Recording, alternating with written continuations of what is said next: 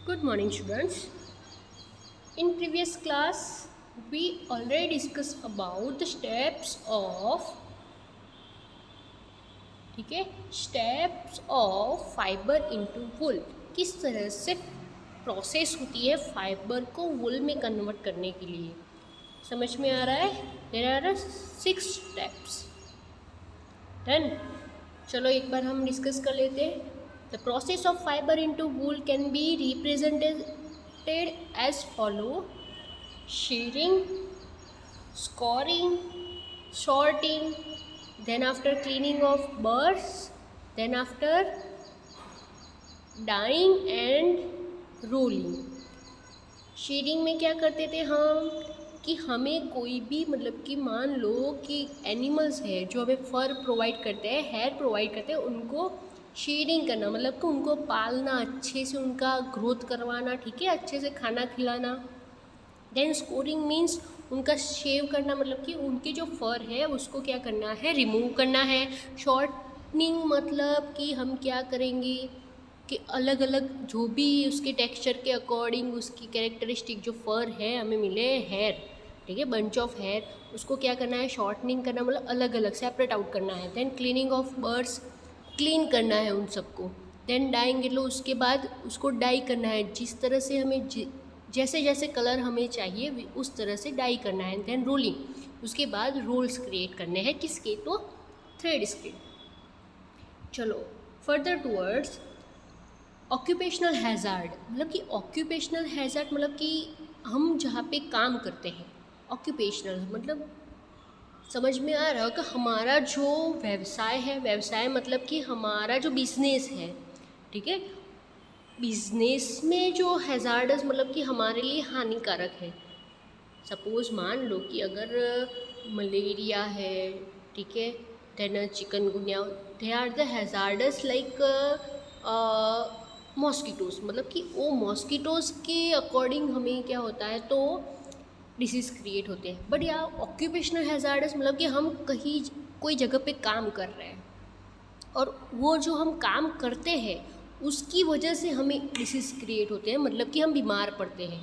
समझ में आ रहा है? हम जहाँ पे काम करते हैं, मान लो कि हम मान लो कि टेक्सटाइल कंपनी में काम कर रहे हैं, ठीक है, टेक्सटाइल मतलब कि ये कपड़े का धंधा वाला, तो वहाँ पे कॉटन के जो फर होंगे वो भी एयर में, छोटे छोटे फर होंगे जो एयर में इस तरह से मूव करते होंगे। वूल के जो छोटे छोटे फर होंगे वो भी मूव कर, हमें दिखाई नहीं देते पर मूव तो वो करते हैं ना सराउंडिंग में, तो वो हमारी ब्रीथिंग के अंदर, हमारी बॉडी के अंदर क्या हो जाएगी, ब्रीथिंग के थ्रू एंटर हो जाएंगे और वो हमारी बॉडी में क्या हो जाएगा, एक तरह से कलेक्शन स्टार्ट हो जाता है। समझ में आ रहा है? तो यहाँ पे देखो, wool industry is a important means of livelihood for many people in our country. हर कई सारे ऐसे लोग हैं कि उनको जीने के लिए वूल इंडस्ट्री है वो बहुत ही इम्पोर्टेंट है। बस शॉर्टर्स जॉब मतलब कि छोटी वाली job is risky as sometimes they get infected by bacterium anthrax.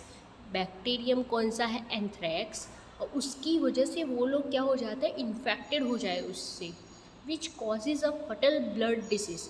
फटल blood disease called shorter disease, मतलब कि फटल हमारे जो ब्लड सेल्स होते हैं ना, ब्लड, तो वो शॉर्टर मतलब कि वहाँ उनकी जो साइज़ होती है ना ब्लड सेल की, वो शॉर्ट हो जाती है। ब्लड सेल्स की साइज़ होती है जो नॉर्मल साइज़ है उससे उनकी साइज़ कम होने लगती है। Such risk face by worker in any industry are called occupational hazards. इस तरह से कोई भी इंडस्ट्री में अगर कोई वर्कर काम कर रहा है और उसके लिए क्या है, रिस्क क्रिएट हो जाता है, तो उसे उस हैज़ार्डस को हम क्या बोलते हैं, ऑक्यूपेशनल हैज़ार्डस। समझ में आ गया? डन। चलो तो एक्टिविटी 3.4 देखते हैं हम। Debate among your classmate whether it is fair on the part of human to rear a sheep and then chop off their hair of getting wool. हमें क्या करना है, डिस्कशन करना है और डिबेट करनी है क्लासमेट के साथ कि humans to rear sheep, human sheep को क्या करते हैं, रीडिंग करते हैं, then chop off their hair for getting a wool, और देन आफ्टर वो रीडिंग करने के बाद उनकी बॉडी पे से वो क्या कर रहे हैं, तो वूल को क्या कर रहे हैं, सेपरेट आउट कर रहे हैं। तो इस तरफ में हम उसके एडवांटेजेस भी डिस्कस कर सकते हैं और डिसएडवांटेजेस भी डिस्कस कर सकते हैं। Then now further 3.2 silk. अब यहाँ पे हमें सिल्क की बात करनी है, ठीक है। हमें सबको पता है कि सिल्क इज़ एनिमल फाइबर। समझ में आ रहा है, एनिमल प्रोडक्ट है ना वो, हाँ। Silk fibre are also animal fibre. आ गया। Silkworm spin the silk fibre. Silkworms spin the silk fibre, मतलब कि सिल्क फाइबर वो क्या कर रहा है, स्पिन करना, मतलब कि प्रोड्यूस करना। The reading of silk worm for obtaining silk is called sericulture. The reading of silk worm का हमें क्या करना है, ग्रोथ करना है, उसकी देखभाल करनी है, ठीक है, फॉर ऑब्टेनिंग सिल्क ऑब्टेन करने के लिए, तो इज कॉल्ड सेरीकल्चर। समझ में आ गया। Find out from your mother, aunt और grandmother the kind of silk sari they है, उनके पास किस तरह की सिल्क की साड़ी अवेलेबल है, ठीक है। List the kind of silk.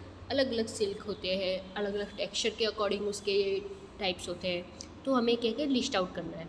Before we discuss the process of obtaining silk, हम डिस्कस करें कि सिल्क किस तरह से ऑब्टेन होता है, it is necessary to know the interesting life history of silk moth. Silk moth की हमें क्या करनी है, लाइफ हिस्ट्री डिस्कस करनी है। The life history of silk moth. चलो, सिल्क मोथ मतलब कि छोटा, जो हम बोलते हैं ना, छोटा बच्चा, silk moth. The female silk moth lays egg. Silk moth मतलब कि वो पर्टिकुलर स्पीसीज, फीमेल, पता है एग्स कौन क्रिएट करता है, ठीक है, लेज कौन करता है, female obviously. From which hatch larva which are called caterpillars और सिल्कवॉर्म। जो फीमेल सिल्क मोथ एडल्ट बोल सकते हैं ना, कि जो एग प्रोड्यूस कर पाते हैं, उसे मोथ बोलते हैं बेटा। सिल्क वार्म है, वो छोटा बच्चा है, कैटरपिलर है, वो जब एडल्ट हो जाएगा तो उसको क्या बोलेंगे, मोथ बोलेंगे, ठीक है, सिल्क मोथ, ठीक है। The female silk moth lays eggs from which hatch larva which are called caterpillars और silkworm. They grow in size and when the caterpillar is ready to enter the next stage of its life history, जब वो पैदा हुआ, समझ में आ रहा है, जब वो बॉर्न हुआ तब उसको हम कैटरपिलर और सिल्कवॉर्म है। अब वो कैटरपिलर और सिल्कवॉर्म स्लोली क्या करेगा, अपनी साइज में ग्रोथ करेगा, साइज में क्या करेगा, ग्रोथ कर पाएगा। Then after caterpillar is ready to enter the next stage. अब कैटरपिलर क्या हो गया, रेडी हो गया है कि वो नेक्स्ट स्टेज पे मूव कर पाए, ठीक है। तो उस नेक्स्ट स्टेज को, उसकी लाइफ के नेक्स्ट स्टेज को हम क्या बोलेंगे, पुपा, ठीक है, pupa. It first weaves a need to hold itself. वो पहले अपने आप को होल्ड करने के लिए वो एक नेट प्रिपेयर करेगा। Then it swings its head from side to side in the form of the figure of 8। चलो 8 वाली हम क्या कर रहे हैं, फिगर देख रहे हैं, यहाँ पे देख लो अच्छे से। वो 8 इंग्लिश में जो 8 हम लिखते हैं उसी डायरेक्शन में, मतलब कि हम देखें 8 किस तरह से लिखते हैं, तो स्टार्टिंग से लेके उसको, ठीक है, क्रॉस वाला पूरी तरह से, अगर हमें हमने जब उत्तरायण होती है तो कई सारे ऐसे थ्रेड हमने ज़मीन पे पड़े होते हैं, तो हम उसका नहीं, एक थंब ले लेते हैं लास्ट वाली फिंगर और हम 8 शेप में उसको क्या करते हैं, स्टार्ट करते हैं कलेक्ट करने के लिए, समझ में। उसी तरह से वो अपने हेड को, ध्यान से यहाँ पे समझना, then it swings its head, अपने हेड को वो from side to side, 1 by 1 side to side वो क्या करेगा, in the form of figure of 8 की तरह वो अपना मूवमेंट स्टार्ट कर देगा। समझ में आ रहा है, अपने हेड को 8 के डायरेक्शन में मूव करना स्टार्ट कर देगा। आराम से वो साइड बाय साइड, मतलब कि इस तरह से नहीं एक ही जगह पे वो ऐसे मूव कर पाएगा, वो साइड बाय साइड चेंज करता रहेगा। During this movement of the head, the caterpillar secrete a fiber made up of protein which harden on exposure to air and become a silk fiber। वो जब ये movement start करता है, ठीक है, जब भी कैटरपिलर ये मूवमेंट स्टार्ट करता है और वो ये मूवमेंट वो अपनी स्टार्ट ही रखेगा, during this movement caterpillar secret a fibre made up of protein. वो प्रोटीन में से मिलता है। समझ में आया? फाइबर जो सिल्क का जो फाइबर है वो प्रोटीन में से बनता है, तो वो ड्यूरिंग मूवमेंट क्या करेगा, प्रोटीन का सिक्रेशन करेगा। समझ में आ रहा है? प्रोटीन का सिक्रेशन करेगा, और वो सिक्रेशन मतलब प्रोटीन जब भी एयर के कांटेक्ट में आता है तो वो हार्ड हो जाता है। ठीक है, harden on exposure to air. जैसे ही एयर में वो क्या होगा, एक्सपोर होगा, तो वो क्या हो जाएगा, हार्ड हो जाएगा, and it's become a silk fibre, Soon the caterpillar completely cover itself by silk fiber and turn into pupa। अब वो कैटरपिलर अपने आप को पूरी तरह से सिल्क फाइबर में कवर कर लेगा, मतलब कि अंदर अब कैटरपिलर होगा और उसके आसपास बाउंड्री मतलब कि अपने आप को पूरी तरह से सिल्क फाइबर से कवर कर लेगा। ठीक है, and this covering is known as cocoon है। This covering is known as cocoon. अब जो ये कवरिंग है उसे क्या बोलेंगे, ककून। अब यहाँ पे फिगर आप पहले देख लो बेटा, ठीक है, फिगर 3.9 आप देख लो। 3.9 का ए है तो वो मेल कैटरपिलर है, मतलब कि मेल मोथ है। एडल्ट सिल्क वॉर्म को हम क्या बोलेंगे, सिल्क मोथ। ठीक है, तो वो मेल है। Second one is a female. ठीक है, female one is a size में थोड़ी क्या होती है बेटा, एज़ कम्पेयर टू मेल वो बड़ी होती है। Then after egg on mulberry leaves, जो कैटरपिलर है, फीमेल कैटरपिलर है, ठीक है, सॉरी फीमेल सिल्क मोथ है, वो अपने एग को कौन से ट्री के लीफ पे लेस करती है, तो मलबरी, कौन सा ट्री है, मलबरी ट्री लीव्स। समझ में आ गया? उसी लीव्स के ऊपर वो क्या करेगी, तो अपने एग्स को लेस करेगी।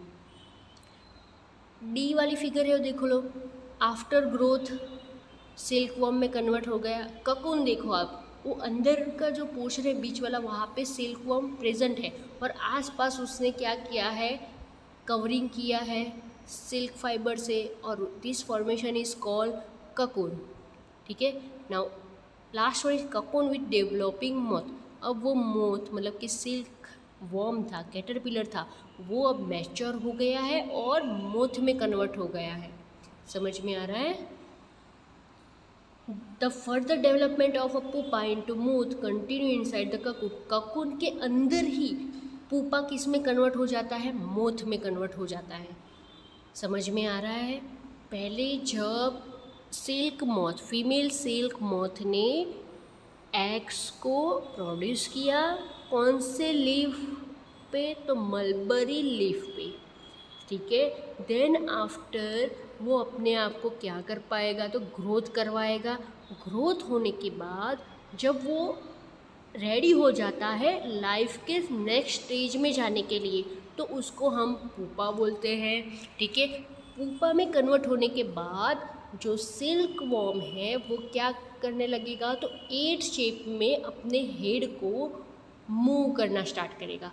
ड्यूरिंग मूवमेंट वो प्रोटीन का सिक्रेशन स्टार्ट करता है, और जब वो प्रोटीन का सिक्रेशन एक्सपोर होता है एयर में, तो वो खुद हार्ड हो जाता है। ठीक है, वो प्रोटीन फाइबर है तो वो हार्ड हो जाता है और वो किस में कन्वर्ट हो जाएगा, सिल्क में। इसी तरह से पुपा है वो अपने आप को पूरी तरह से सिल्क फाइबर से कवर कर देगा। समझ में आ गया? सिल्क फाइबर से क्या करेगा, कवर कर देगा, और अंदर ही अंदर पुपा किस में कन्वर्ट हो जाएगा, तो सिल्क मोथ में। Silk fibre are use for weaving a silk cloth. Can you imagine that the soft silk yarn is as strong as a comparable thread of steel? Silk yarn है वो steel के thread से भी क्या है, strong है। ठीक है, समझ में आ गया यहाँ तक? पक्का? ठीक है, life history of silk moth ही आपको यहाँ तक पता चला किस तरह से ककून फॉर्मेशन होगा, किस तरह से पुपा में चलो पहले सिल्क वॉर्म होता है, कैटरपिलर होता है, वो ग्रोथ होने लगता है, नेक्स्ट स्टेज में जाने के लिए उसे पुपा बोलते हैं। पुपा किस में कन्वर्ट हो जाता है, तो पुपा अपने आप एक ककून फॉर्मेशन करता है और ककून फॉर्मेशन हो जाने के बाद अंदर ही अंदर, ककून के ही अंदर वो कैटरपिलर है, सिल्क वॉर्म है, वो सिल्क मोथ में कन्वर्ट हो जाता है। समझ में आ गया?